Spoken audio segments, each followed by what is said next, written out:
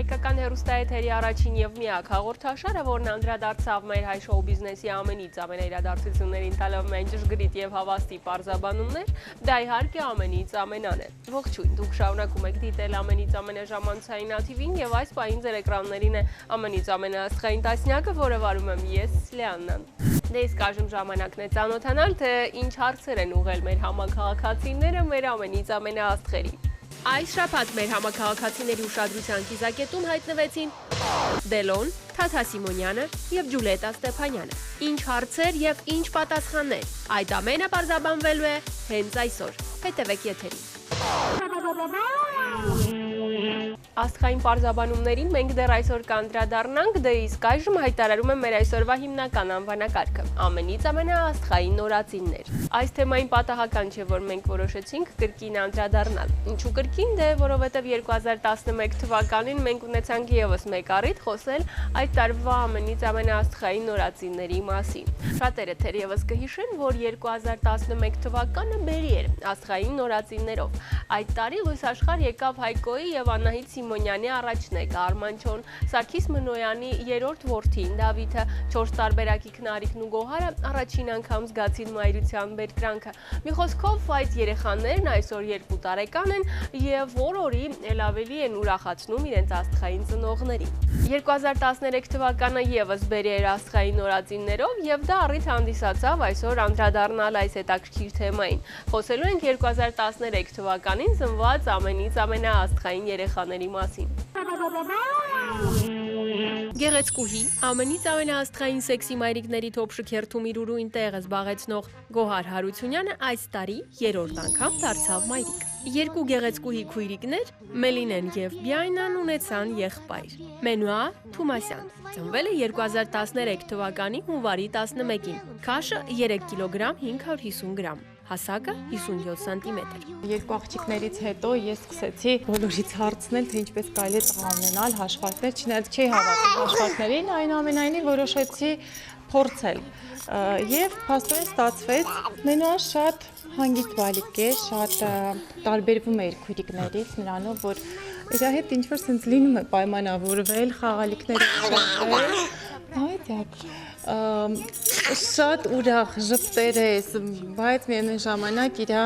տղա լինելը անպայման ցույց է տալիս, մի փոքր կոպիտ, շատ նման է իր պապային։ Մենուայի ծնունդը մեծ ուրախություն էր ոչ միայն ծնողների, այլ նաև քույրիկների համար։ Քույրիկները շատ են սիրում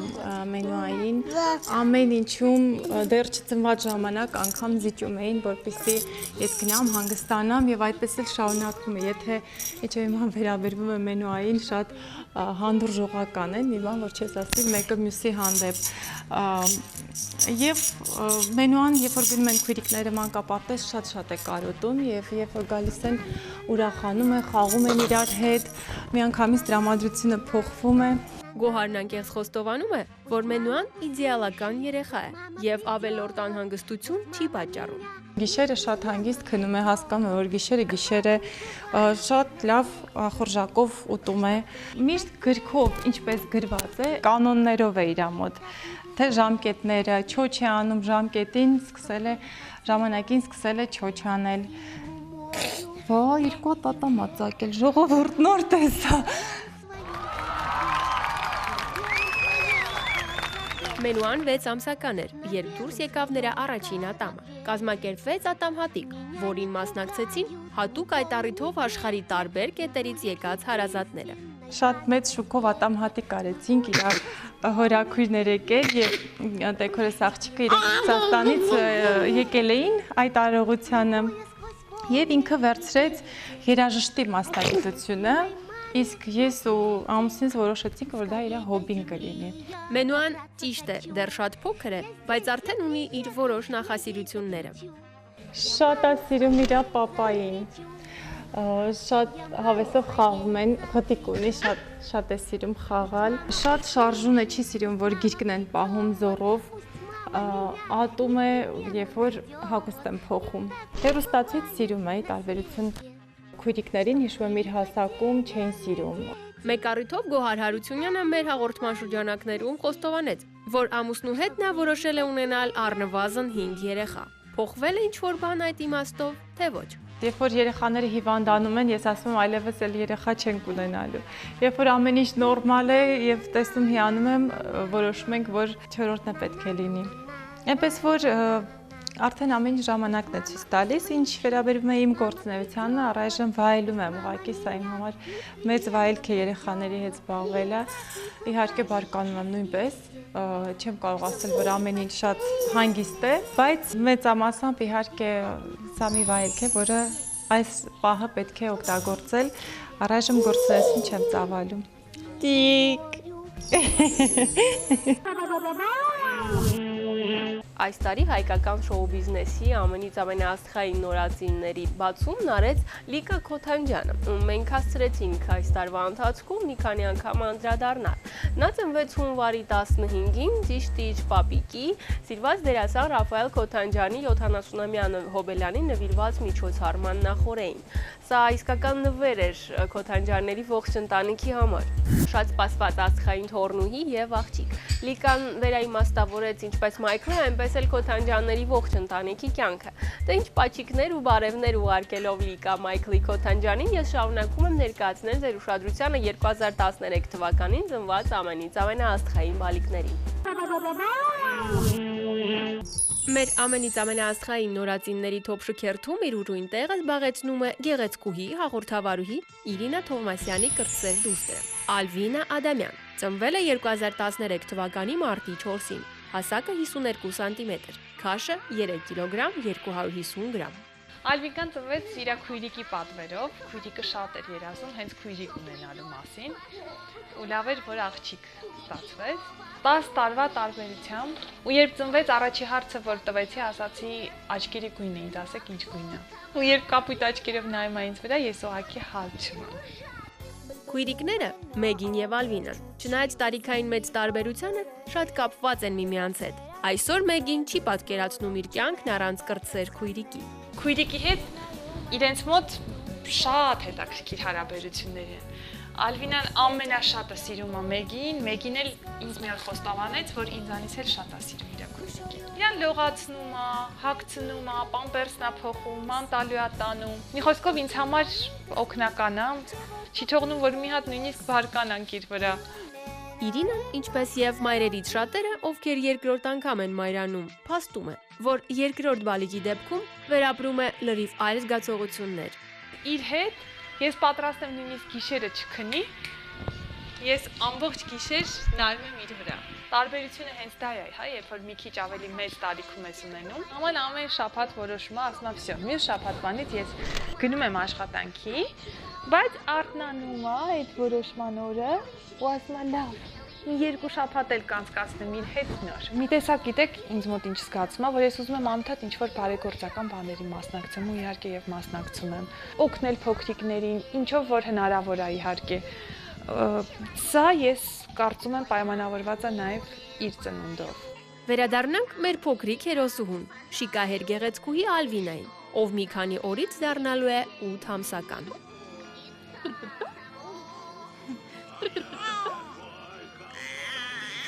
Ամեն ծննդյան իր տարեդարձին ինքը անպայման մի բանով զարմացնում է։ 3 ամսեկանում բռնեց խաղալիք, 6 ամսեկանում ասաց մամա, 7-ում չոչ արեց։ Դե հիմա մենք արդեն քայլում ենք բռնած, չոչ ենք անում։ Ինքնուրույն շիշ ենք բռնում արդեն, կանգնում ենք։ Էլ ինչ ենք անում։ Հələ այսա տեսնեմ այ կապուտացիա։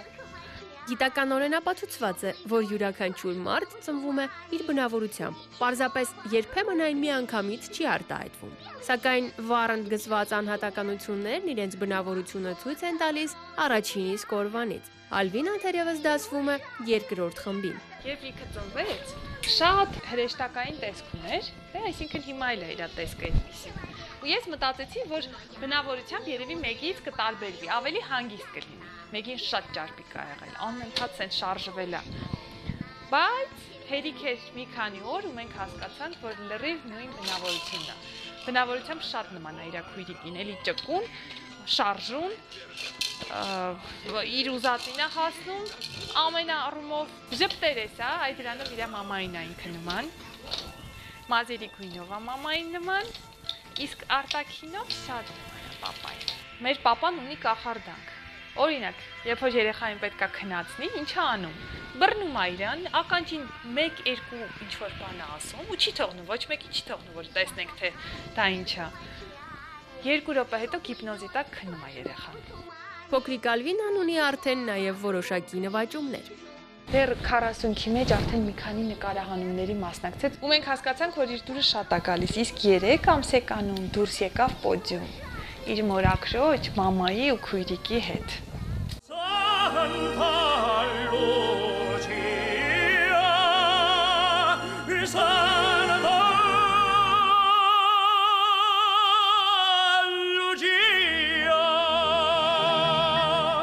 Հետո մեզ հրավիրել էին ֆիլմում նկարվելու, բայց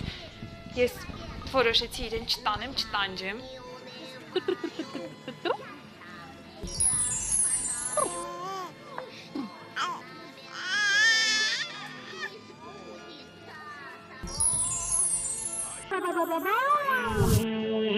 Եվ 2013 թվականին լույս աշխարհ եկան նաև պրիմադոննա Ալլա Պուգաչովայի եւ Մաքսիմ Գալկինի երգվորյակները։ Այս նշանավոր իրադարձությունը տեղի ունեցավ սեպտեմբերի վերջին։ Իրադարձություն, որը դարձավ իսկական ցնցալուր տեղին էջերի համար։ Սակայն համաձայն պաշտոնական տեղեկատվության Ելիզաբետի եւ Գարի բիոլոգիական ծնողները Ալլա Պուգաչովան եւ Մաքսիմ Գալկինն են, իսկ լույս աշխարհ նրանց բերեց սուրոգատ մայրը։ Այն, որ Գալկին Պուգաչովը աստղային զույգը պատրաստում է բալիկների ծննդին, գիտեին միայն ամենամտերիմ մարդիկ։ Կրիստինա Օրբակայտեն, Գալկինի ավագ եղբայրը Դմիտրիը եւ Ալլա Պուգաչովայի ամենամտերիմ ընկերուհին Ալինա Ռադելը։ Մնացած բոլոր ընկերները տեղեկացան այդ լուրի մասին երեխաների ծննդի առթիվ կազմակերպված միջոցառման ժամանակ։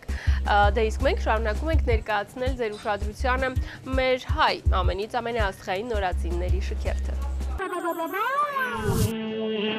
Սունդուկյանի անվան ազգային ակադեմիական թատրոնի դերասանուհի Արաքսիա Մելիքյանի եւ Անդրանիկ Զաքարյանի ընտանիքը նույնպես այս տարի համալրվեց եւս մեկ փոքրիկ մարդուկով։ Լույս աշխարհ եկավ նրանց երկրորդ զավակը։ Կարինե Զաքարյան ծնվել է 2013 թվականի մայիսի 9-ին։ Քաշը 3 կիլոգրամ, հասակը 49 սանտիմետր։ Երբ որ մենք գնացել էինք ծովափ հանգստանալու, հետո եկանք, իմացանք, որ սպասում եմ երկրորդ բալիկին։ Ու հետաքրքիրն այն է, որ ես առանց իմանալու նստել եմ հասարսուռ ատրակցիոններ, վարել եմ խելագար կյանք, բայց լինելու բանը լինում է։ Արաքսյան անկեղծ խոստովանում է, որ երկրորդ հղիությունը նա փորձում էր վայելել, զգալով այդ վիճակի ողջ բերկրանքը, սակայն դրան զուգահեռ շարունակում էր աշխատել։ Աշխատեցի մինչև 6 ամսեկան, նույնիսկ դա օգտագործեցինք նկարահանման ժամանակ, որ այս հերոսուհին հղի է ու բավականին երկար նկարվեցի։ Թատրոնում տոնածառային ներկայացում խաղացի այդ կլորիկ փորիկով, բայց ստացվում է էլի զգեստներով հնարավոր էր ծածկել։ Դե ձայնագրություններին չէր խանգարում մինչև անգամ վերջին օրերը։ Ծնունդից հետո էլի երկար դադար չեմ տվել, սկսել եմ նորից ձայնագրություններով, մինչև հունի մեջ ընկնեմ նորից թատրոն։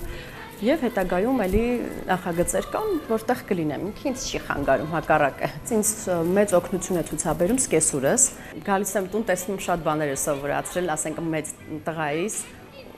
նույնը փոքրիկս, երգել, պարել, ուրախացնել, հետո գնում եմ տուն, ուզում է ինձնից այդ նույն բանը ես հոգնած, փորձում եմ անել են, ինչ որ տատիկն է անում։ Վերադառնանք փոքրիկ Կարինչկային, ով, ինչպես նրա ավագ եղբայրն է ասում, ծնվել է իր պատվերով։ Ինչպիսի բալիկ է նա, ինչ սովորություններ ու նախասիրություններ ունի։ Երկրորդ բալիկս շատ ավելի հանգիստ է, խաղաղ։ Ատամիկներն է։ Ուտելու հետ ընդհանրապես խնդիրներ չունի, ինձ թվում է բոլոր առաջնեկները ուտելու հետ խնդիր ունեն։ Спи, моя радость, усни, в доме погасли огни. Քնում է մեծի պես, երեկոյան ընդհանրապես չի արթնանում։ Ծննդատնից սկսած ես երեխան տենց էլ պարկել չսովորեց, դեռ շատ անհանգիստ էր ու բժշկուհին երբ որ փորձում էր հանգստացնող իր դիրքը գտնել, այդ գորտիկի պես, փորիկի պես պարկացնել, մեջքի, կողքի, մի խոսքով ամեն ինչ փորձեց, տեսանք չէ, չի լինում, ինքը սենց իրան գրկեցինք, ձիգ ծնված օրից այդպես ինքը ձիգ ոտքի վրա ապրում է։ Այդ մի առանձնահատկություն, երկրորդ առանձնահատկությունը իր աղբերն է, իր թուլությունը։ Կարին, Հելենա ինչ անում ապիրը։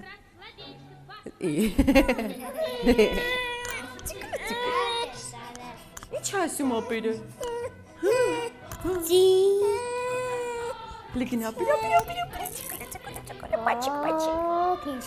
Ամեն առավոտ իրար պետք է գրկեմ, պաչեմ, բարևեն, դպրոցից գալիս է անմիջապես պայուսակը գցում է ու մի հատ քուրիկին պաչեմ եւ փոխադարձաբար։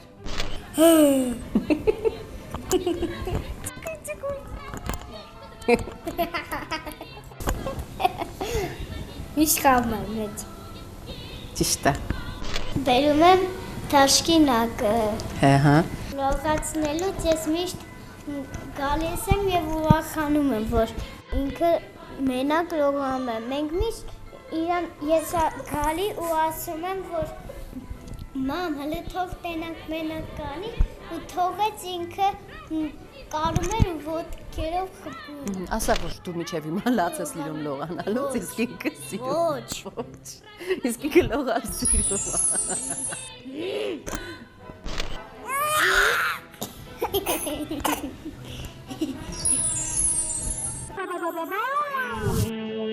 Անդրադառնալով ռուսական շոու բիզնեսի նորածիններին, փաստեմ, որ այս տարի լույս աշխարհ եկավ նաև 38-ամյա երգչուհի Ժաննա Ֆրիսկիի առաջնեկը, Պլատոնը։ Պարզվում է, որ Ժաննան բավական երկար ժամանակ թաքցնում էր այն փաստը, որ շուտով մայրանալու է, սակայն նման իրադարձություն երկար գաղտնի պահել անհնար է։ Չմայրանալով այդ ասեկոսերների բոլոր մանրամասների մեջ, պարզապես փաստենք, որ այս տարի մայրության ու գեղեցկության տոնի օրը ապրիլի 7-ին Մայամի քաղաքի ծննդատներից մեկում Ժաննա Ֆրիսկեն մայրացավ։ Երգչուհու կողքին այդ պահին եղել է փոքրիկի հայրը Դմիտրի Շեպելովը եւ երգչուհու ծնողները։ Ասում են, որ ներկա պահին Ժաննայի եւ Դմիտրիի հարաբերությունները բավականին լարված են եւ պատճառներից մեկը հենց նրանց որդին է։ Սակայն չմայրանալով այդ դեղին էջերի շարքված լուրերին, մենք պարզապես շարունակենք դիտել մեր հայ ամենից ամենաաստղային նորածինների շքերթը։ Երբ այս տարի ամռանը մենք պատրաստում էինք ամենից ամենաաստղային հայրիկներ անվանակարգը, դերասան Աբել Աբելյանը դեռ մի քանի օրվա փորձ ունեցող հայրիկ էր եւ հստակ չէր կարող նկարագրել, թե ինչպես է իրեն զգում նոր կարգավիճակում։ Այդ պահից անցել է 4.5 ամիս։ Եվ այսպես Էրիկ Աբելյան ծնվել է 2013 թվականի հունիսի 11-ին։ Քաշը 3 կիլոգրամ 250 գրամ, հասակը 50 սանտիմետր։ Սկզբի ժամանակները շոկ էր իմ համար, որտեղ մի օրում ինչ որ կյանքդ փոխվում է, տանը հայտնվում է 3.5 կիլոանոց ինչ որ մի բան, որը ահա որ շատ ձեն է հանում։ Դու էլ չես հասկանում ոնց հանես, որ ինքը չլացի, չգիտես, եթե պիտի բխկա դա լավ է թե լավ չի, եթե քնում է շատ դա լավ է թե լավ չի, բայց հիմա արդեն թութու, արդեն հիմա սկսում ենք վայելել, որտեղ մեծացել է մի քիչ 5 ամսական է դարել ու արդեն թե լինում է խաղալ իր հետ, թե ինքը ծիծաղում է, թե ժպտում է։ Փոքրիկի անունը Էրիկ, Աբելն ու իր կինը Օլյան որոշեցին միասին։ Այն չուներ որևէ նախապատմություն։ Պարզապես շատ գեղեցիկ էր հնչում Էրիկ Աբելյան։ Ընթացքում դες որ խոսում ենք Էրիկը չկար բան, ասում ենք որ Էրիկ անունը լավ անուն է բան, ես շատ էի սիրում։ Այնպես մի քիչ լուսավոր է էլի։ Ազգանունի հետ էլ բռնում է տենց Էրիկ Աբելյան ու այդպես որոշեցինք որ ինքը լինի Էրիկը, ինքն էլ տենց լրիվ Էրիկա։ Փոքրիկ Էրիկը շատ ժպտերես բալիկ է, բայց ծնողները դեռ հստակ չեն կարող հասկանալ, թե ում է նա ավելի շատ նման՝ հայրիկին, թե մայրիկին։ Մի 2 ամիս առաջ չէի հասկանում տեսակը, անընդհատ ինքը տես լացում էր բան, ես իր դեմքը չէի ֆիքսում։ Ինքը սիրուն երեխա է, ինչ տեսակ։ Մենակ քնած էի տեսնում կամ լացելուց, որտեղ շատ էր լացում։ Իսկ հիմա գնալով, սենց ինքը շատ ժպտերեսիկ, շատ լուսավոր, նույնիսկ ասենք քնից երբ որ արթնանում է, հələ քնի մեջ է, ինքը ժպիտով է արթնանում։ Ումա նման, չգիտեմ, մի օր ինձ անման, մի օր Օլյային անման, ինքն է չի կողմնորոշվել ումա նման։ Փոքրիկ Էրիկը դեռ 5 ամսական է, սակայն արդեն այս հասակում ունի իր որոշակի սովորություններն ու նախասիրությունները։ Մամային միանշանակ ճանաչում է, պապային էլ ոնց որ թե, հա, էլի ճանաչում է։ Ակնհայտ է, որ ահա որ շատ է սիրում ուշադրության կենտրոնում լինել։ Նույնիսկ մեկու մեջ հենց գալիս են ինքը ուղղակի տենց լացում է, հենց գալիս է կողք, ինքը սկսում է ժպտալ, ուրախանալ, խաղալ։ Հենց մի վայրկյան են կողմից գնում, ինքը էլի սկսում է լացել, հասկանում ես, որ ուղղակի ինքը ուզում է, որ անդադ իր կողքը լինի։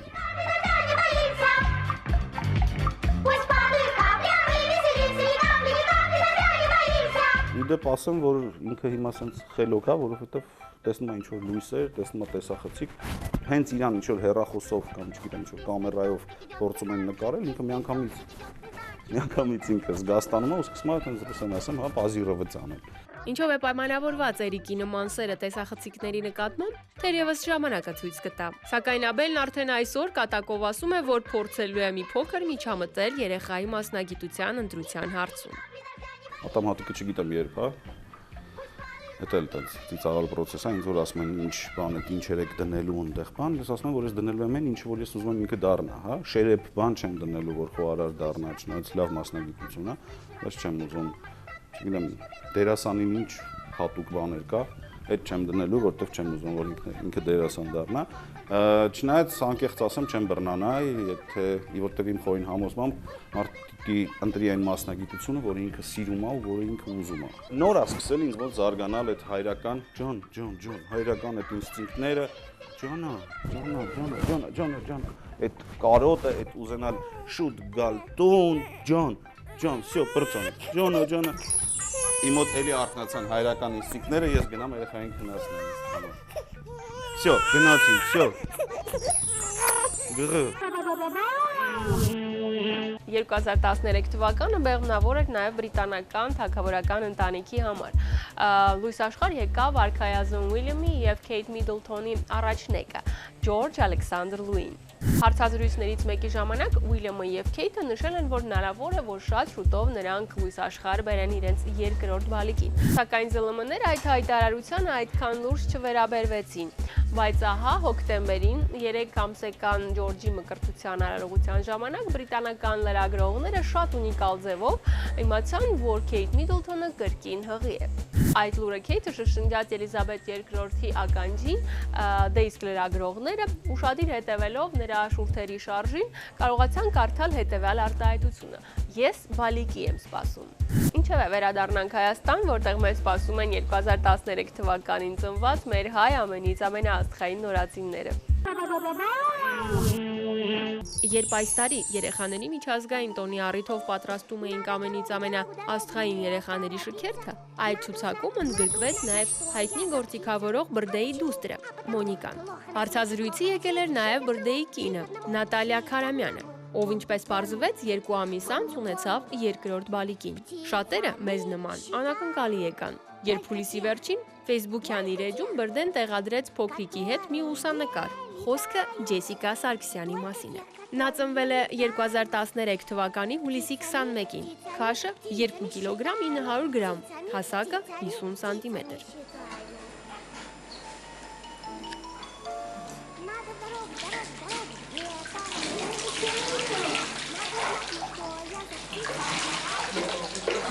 Ես ձմեր պապիկին արդեն 2 տարի է խնդրում եմ, որ ինձ կամ քույրիկ կամ եղբայր բերի։ Հերոսով ունեմ ձայնագրած, ինքը բալկոնում տենց ուժեղ ասում է, որ ձմեր պապիկ խնդրում եմ ինձ քույրիկ կամ ապերիկ որ բերես։ 3-րդ տարին, այսինքն այս տարի արդեն իմ երազանքը կատարվեց։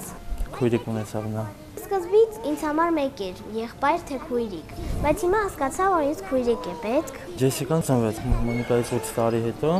կապ չունի, որ ասում են շատ երեխաների տարբերությունը, որ մեծ ալնում իրար հետ չեն շփվում, իմ կարծիքով կարևոր է իրանք լավ կրնեն իրար հետ։ Անունը որոշել էի դրել Ջեսիկա, մայրիկ այրիկը ուրիշ անուններ էին առաջարկում, բայց ես պնդում էի, որ պետք է դնել Ջեսիկա։ Ես ճիշտն ասած մտածում էի կամ Վիվիան անունն էի սիրում, կամ Վիվիաննա,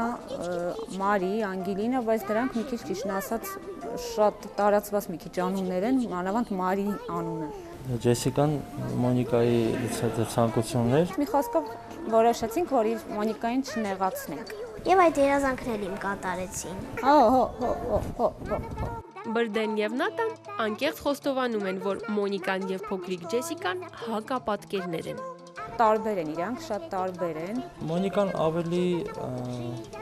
հանգիստ էր, հեշտ էր քնում, Ջեսիկան մի քիչ ավելի, չգիտեմ, այդպես աշխուժ է ինչ-որ։ Իր էությամբ ինքը ակտիվ երեխա է։ Սիրում է, որ իրար հետ զբաղվեն, իրեն հետ խոսեն, ինձ, տատիկին, բոլորին ճանաչում է, սիրում է, որ հետ խոսում են։ Լողանն ալա շատ սիրում, հենց գիտի լողանում է, միանգամից ժպիտ է դեմքին առաջանում, հենց շորերը զգում ա, որ մենք իրեն հանում ենք, արդեն ինքը 7-րդ երկնքում է, որ պետք է լողանա։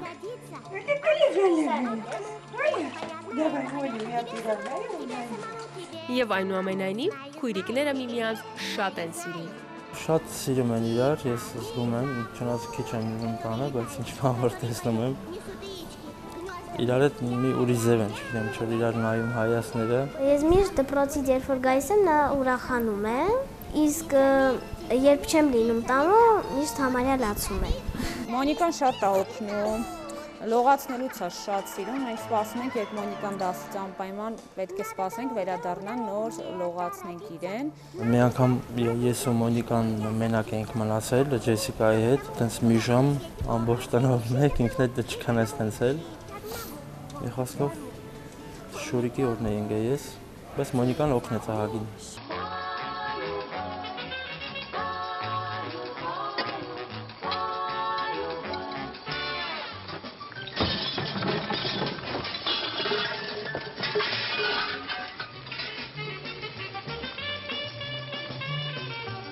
Եվ ես անամպեր սպասում եմ, երբ նա կմեծանա, որ ես իրեն տանեմ դպրոց, իր այդ դասերը օգնեմ, իր այդ խաղամ։ Հա, լավ, այսինչ, հա։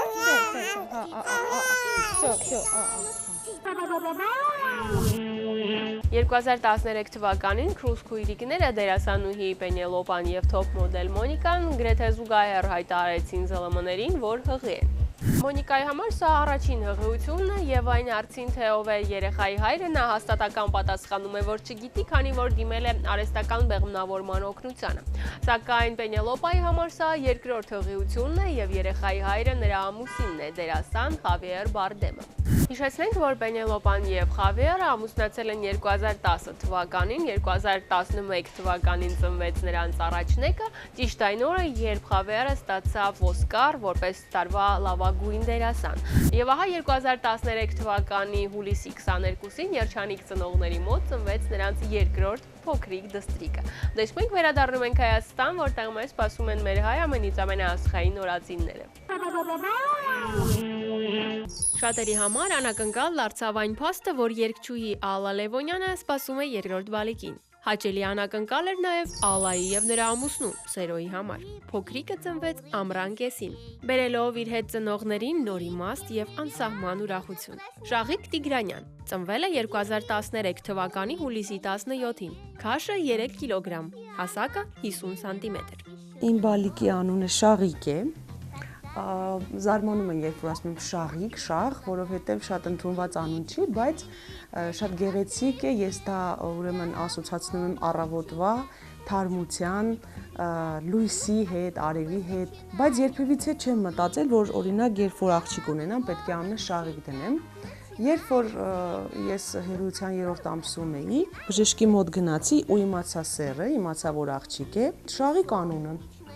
Չեմ կարող բացատրել, թե որտեղից, որտեղ եկավ, մտավ ուղեղիս մեջ ու այլևս դուրս չեկավ։ Ալան անկեղծ խոստովանում է, որ փոքրիկ Շաղիկը շատ հանգիստ երեխա է եւ որևէ նեղություն իր մայրիկին չի պատճառում։ Դեռ ծնված օրվանից նա կարծես արդեն ձևավորված մարդուկ էր, իր աշխարհով, բնավորության գծերով։ Շատ հետաքրքիր է, եթե ես ցույց տամ նրա մի քանի օրական նկարը, կզարմանաք, կկարծեք, թե մեծ բալիկ է արդեն, ինչ շատ նուրբ է, փոքր-մոքր է, խոշոր բալիկ չի, բայց ձևավորված։ Ջան։ Հայկից հետո 7 տարվա ընդմիջումից հետո շատ պատահական նրա ծնունդը։ Իհարկե, ես եթերում երբ որ հարցնում էինք ուզեք էլի երեխաներ ունենալ, ես ասում էի այո, բայց երբևիցե ոչ պլանավորել եմ, ոչ էլ մտածել եմ, որ արդեն կարող են նորից ունենալ։ Ու Աստված իմ Շաղիկին ինձ տվեց։ Ու ես երջանիկ եմ, որ ինքը աղջիկ է, որովհետև կարծում եմ, որ ճիշտ է, եղբայրը,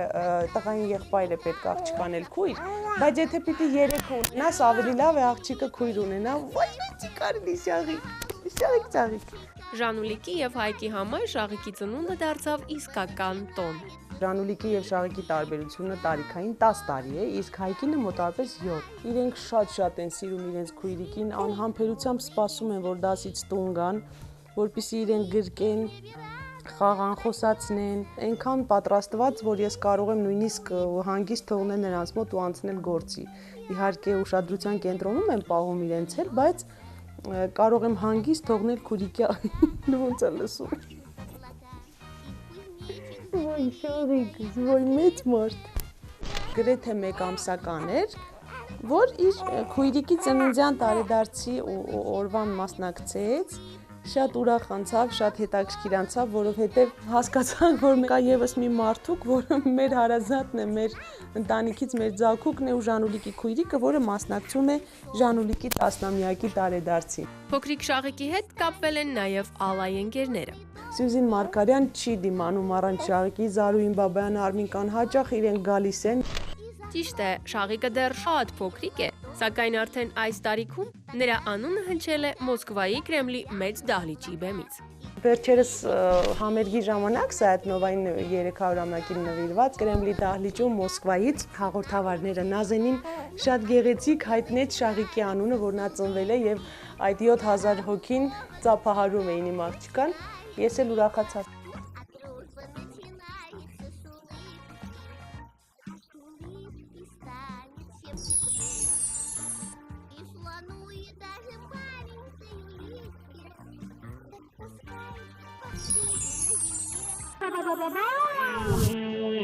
Ամենից ամենը շարունակում է իր եթերը եւ ես սիրով ուզում եմ ողջունել բոլոր նրանց, ովքեր հենց այս պահին միացան մեզ։ Հատուկ ձեզ համար եւս մեկ անգամ հայտարարում եմ մեր այսօրվա հիմնական անվանակարգը։ Ամենից ամենաաստղային նորածիններ։ Կարելի ասել, որ հայկական մեծ սպորտում էլ այս տարի իսկական բեյբի բում է։ Ավելին, մայրության բերկրանքին առաջին անգամ արժանացավ բազմակի չեմպիոն, ծանրորդուհի Ռիփսիմե Խուրշուդյանը։ Աշոտ Թովմասյան ծնվել է 2013 թվականի հուլիսի 25-ին, քաշը 3 կիլոգրամ 300 գրամ, հասակը 51 սանտիմետր։ Մեր բալիկը պլանավորած երեխա է եղել, որտեղ օլիմպիական խաղերից հետո ես եւ ամուսինս որոշել ենք, որ պետք է օլիմպիական խաղերից հետո ամուսնանանք, որից հետո բալիկ ունենանք եւ վերադառնանք սպորտ։ Աշոտիկը ծնվել է Արյուց համաստեղության տակ։ Դա Հռիփսիմեի երազանքն էր, որը հնարավոր էր, որ չդառնար իրականություն։ Բժիշկները ժամկետը տվել էին ամսի 21-ը հուլիսի, իսկ դա էլ ամսով խեցգետնին է գալիս։ Ես չէի ուզում, որ ինքը խեցգետին ծնվեր, ուզում էի, որ առյուծ լինի իմ տղան։ Եվ այդպես էլ եղավ։ Ծնվեց մեր Աշոտիկը, մեր սպասված բալիկը ու շատ սիրված։ Պահում ենք ես եւ կիսուրս, իմիջայլոց ասեմ, որ կիսուրս շատ է օգնում ինձ, ես սկսել եմ իմ մարզումները, նա խնամում է իմ բալիկին, ես գնում եմ իմ մարզումներին, հետո վերադառնում եմ, որից հետո արդեն խնամքը ես եմ բալիկիս հետ լինում։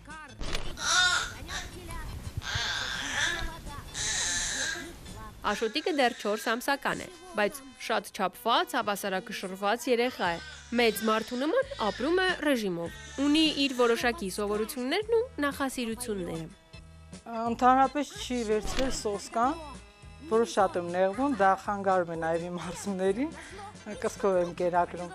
Ուրիշ ոչ մի կերպ չի ուտում, դրա համար միշտ կապնված է ինձ հետ։ Աշխատում ենք, որ սոսկան միշտ բռնի։ Հետ է իր ամոթ է վատ սովորությունը։ Մի հատ խաղալիք ունի, իր հայրիկն է նվիրել արևը։ Միշտ այդ արևի երկի տակ է ինքը քնում։ Վառ գույներին շատ ուշադիր է նայում։ Մուլտիկներ է շատ սիրում։ Երաժշտության տակ լավ քնում է։ Քնելու հետ կապված անընդհատ պետք է օրորենք։ Միջև խոր քուն մտնի։ Կաղա աշկերը փագի, մենք իմանանք քնած է։ Դուրս գանք, ինքը հետևնից լաց։ Լողանալ շատ ասին, բայց որ հենց գլխին ջուր ենք լցնում, սկսում է լացել։ Մենակ ասում է թողեք նստեմ ջուրը ու չփոչփու անեմ։ Կիսուր մայրիկից ասում եմ ոնց որ չհավատամ, որ իմ բալիկն է, միշտ ծանրամարտով որ զբաղվել եմ, չեմ պատկերացել, որ կարող բալիկ ունենամ։ Ռիփսիմե Խուրշուդյանի եւ նրա ամուսնու ծանրորդ Տարոն Թովմասյանի համար փոքրիկի ծնունդը մեծ ու սպասված իրադարձություն էր։ Սակայն Ռիփսիմեն չի պատկերացնում իր կյանքն առանց մեծ սպորտի։ Բոլորը չէին հավատում, որ պետք է վերադառնամ սպորտ, մեծ սպորտ։ Ես էլ միշտ ասում եմ եւ ապացուցում եմ դա եւ արդեն մոտ 1 ամիս է սկսել եմ մարզումներս։ Երեխաս երբ որ ծնվեց, այն ժամանակ այնքան դժվար էր, մի շաբաթ երևի որ կուրս էի տալիս, չէի կարողանում, անդադ ննջում էի։ Կիսուր մայրիկս արթնացնում էր, բալիկդ գրկում մտես արդեն։ Ջան, հիմա համակերպվել եմ։ Կարողանում եմ, շուտ զարթնում եմ։ Առողջություն, այսքան է ճիշտ։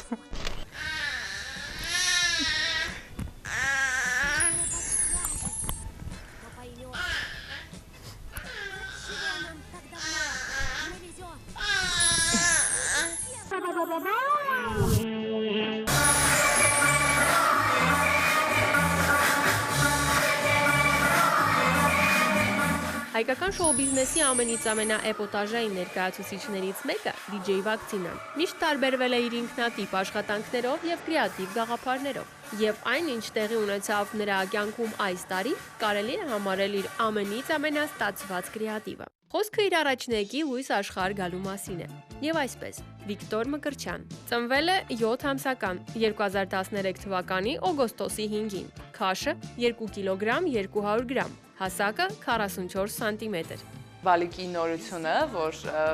սպասվում էր, ամենա երջանիկ լուրներ, ամենաուրախ լուրներ իմ համար։ Ես դա իմացա հունվարի 12-ին, երբ գնում էի Ղարաբաղ, որպեսզի այնտեղ միջոցառում անցկացնեինք ամանորյա։ Այդ ամբողջ ճանապարհին իհարկե մտքեր, այնտեղ հայտնվելով արդեն փորձում ես քեզ մի քիչ խնայես, հա, աշխատանքի հետ կապված։ Ինչ որ մի առումով ես մի քիչ վախեցել էի, որովհետև այդ ամիսը,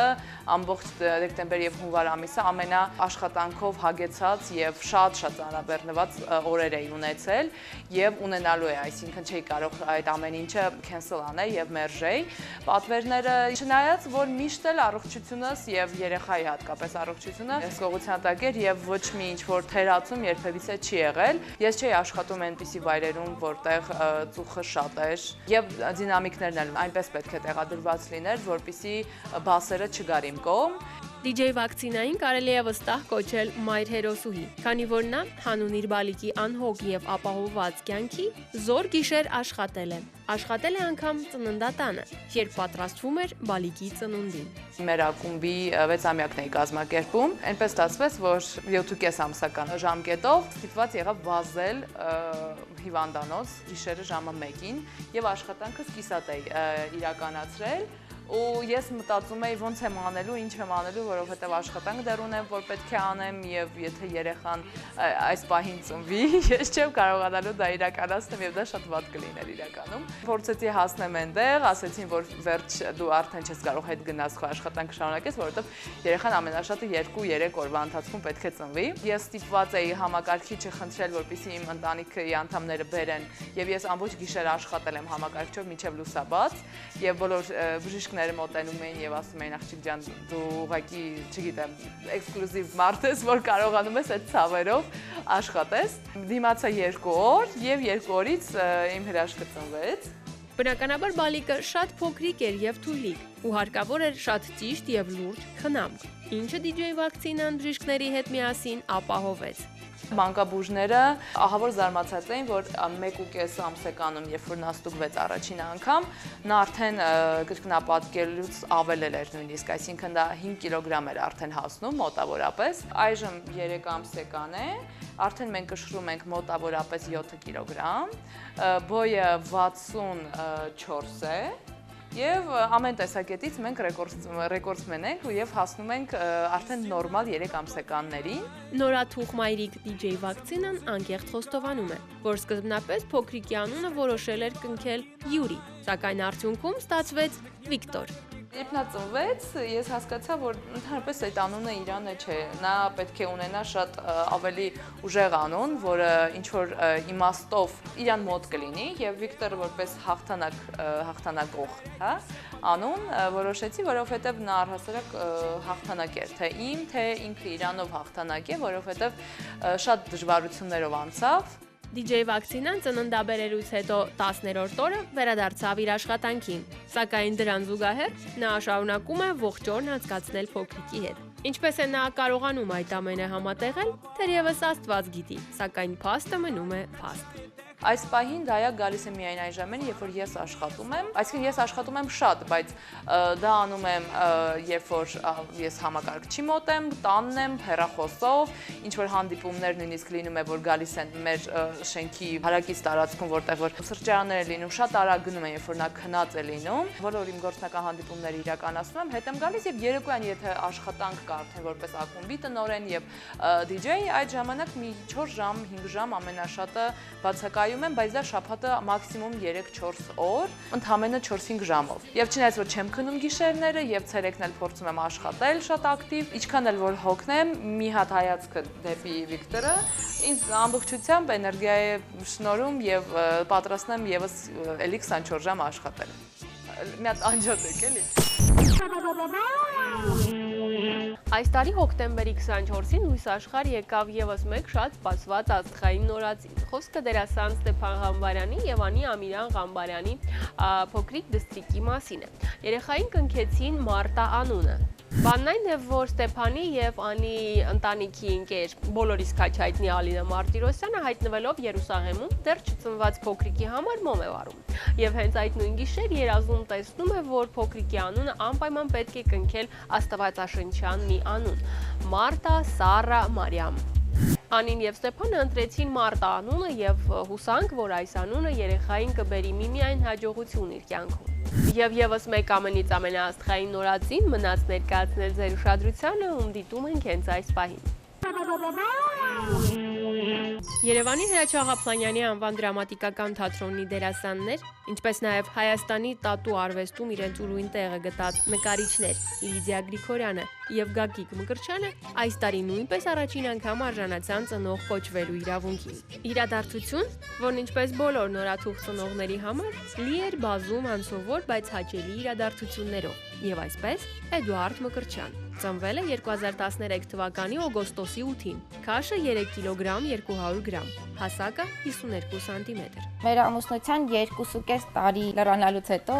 մենք իմացանք, որ բալիկ ենք սպասում։ Ես զգում էի այդ ամբողջ տարվա ընթացքում, որ ես պետք է մոտավորապես նոյեմբեր-դեկտեմբեր ամիսներին արդեն հղի լինեմ։ Ես ընդհանրապես չէի զգում, որ հեսա պապա եմ դառնալու բան, չնայած դե բնականաբար, որ ամուսնացած եմ, կարա տենց բան լինի, բայց մոտավոր գիտեի Լիդիան մտքին ինչա դրել։ Անգամ թատրոնի գործերը պլանավորում էի, որ այս ժամանակ այսքան կլինի, ես այսքան կխաղամ դերերս եւ այլն եւ այլն, ու ոնց պլանավորել էի, ոնց մտածել էի, տենց էլ եղել է։ Գագոյին սյուրպրիզի կարգով ուրախացել եմ նոր տարուն 7-րդ երկնքում էր։ Ես հեսա պապա եմ դառնալու, ու մինչև չես դառնում, բնականաբար չես հասկանում այդ ինչա։ Մինչև հղիության 6-7-րդ ամիսը ես թատրոնում աշխատել եմ, խաղացել եմ, իսկ մինչև վերջին օրը ունենալուց զավակիս անգամ աշխատել եմ տատույում, գործ եմ արել, հաջորդ օրը նոր մենք ունեցել ենք։ Թատրոնում էինք, խաղում ենք Ռոմեո Ջուլիետ ներկայացումը, Լիդիան հղի էր արդ մի քանի ամիս,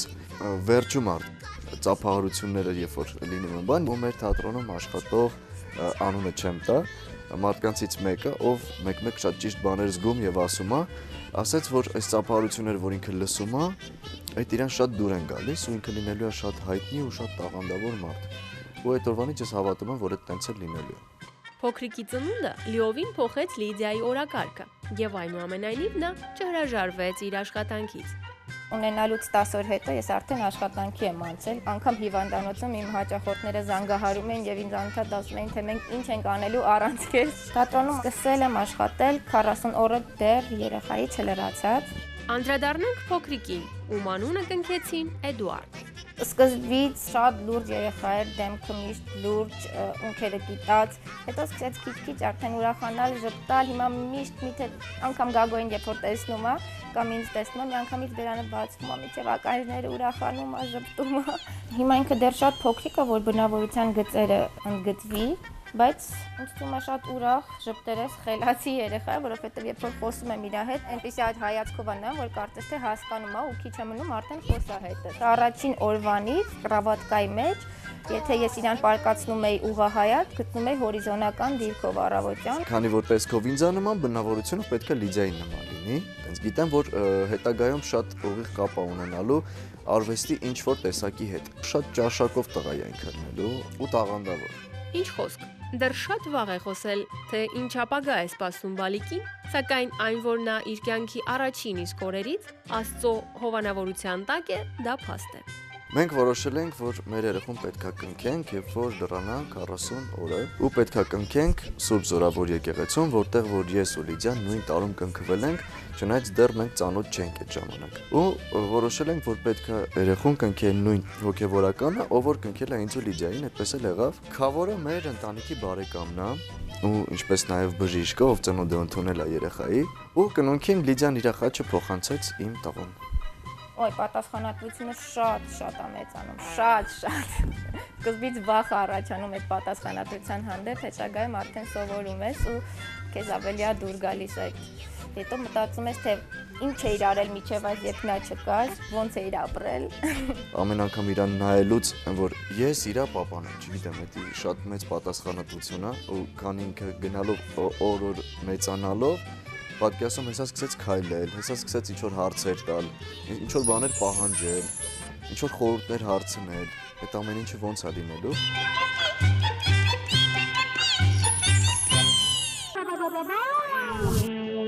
Ժամանակն է անդրադառնալ մեր նոր խորագրին, ամենից ամենաաստղային պարզաբանումներ, որի շրջանակներում մեր համաքաղաքացիները ուղղում են իրենց մտահոգող հարցերը մեր ամենից ամենաաստղերին, դե իսկ նրանք ամենայն անկեղծությամբ եւ մեծ սիրով պատասխանում են այդ բոլոր հարցերին։ Դիտում ենք հենց այս պահին։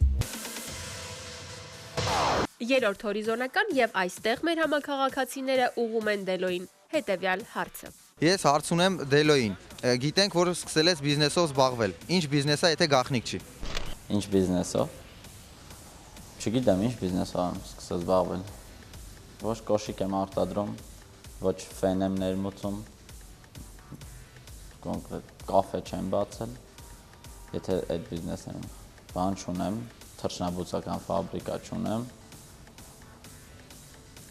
Մենչի նման։ Ուրիշ բիզնես չգիտեմ, ինչ բիզնեսով եմ զբաղվում։ Երկրորդ հորիզոնականից մեր համաքաղաքացիները ուղղում են իրենց հարցը կինոյի եւ թատրոնի դերասանուհի Ջուլետա Ստեփանյանին։ Մոտակա ժամանակներս նրա ամուսինը նրա հետ չէ, ինչու եւ որտեղ է։ Դարձավ են սերիալը, ուր է իմ ամուսինը։ Ինչ ասեմ, ամուսինս միջև հիմա էլ էստեղ էր, մի 3-4 ամիս առաջ մեկնել է գործերով։ Նոր ժամանակավոր։ Եվ վերջապես առաջին պատվավոր հորիզոնական եւ այն բաժին է հասնում առավել հաճախ հնչած հետեւյալ հարցին։ Թաթային ուզում եմ ուղղեմ հարց, թե իր գլխարկների հավաքածուում գլխարկների թիվը ինչքան է։ Ես կոլեկցիոներ չեմ, էլի, որ հավաքեմ։ Դրանք իրան հավաքվում են, որովհետեւ ես օգտագործում եմ դրանք բոլորը։ Համարյա բոլորը չեմ օգտագործում, նվիրում եմ, բան եմ անում։ Մոտավորապես կլինի էլի մի 100 հատ։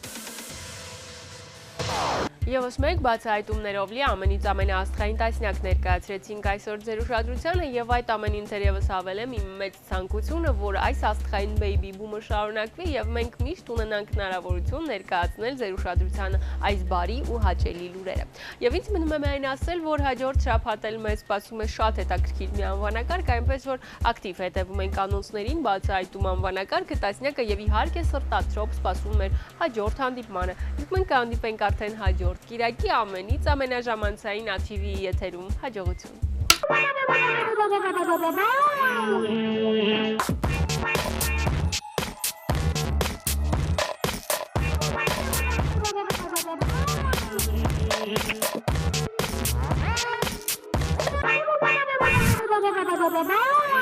Bye.